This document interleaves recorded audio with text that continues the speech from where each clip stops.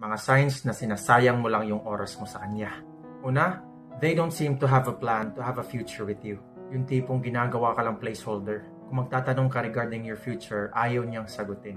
Lagi niya sinasabi na huwag magmadali. Let's just be happy kung anong meron tayo. Mga ganong klase.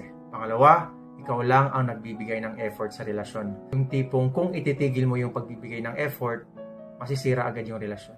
And if that's the case, move on ka na lang. Pangatlo, hindi kanya kinikilala on a deeper level. Kung talagang mahal ka ng isang tao, hindi yan sila titigil para makilala ka. Lahat ng simple things about you, maliliit na bagay, malaking bagay, gusto nilang malaman. At panghuli, if you spend most of your time confused, nalilito ka kung ano ba talaga yung meron kayo, kung ano ba talaga yung plano niya, kung may plano ba siya sa'yo or wala. Kung lagi kang nalilito, definitely that person is just wasting your time. Kung may plano yan sa'yo at legit na mahal ka talaga niyan, magiging klaro yung intention niyan. Real talk.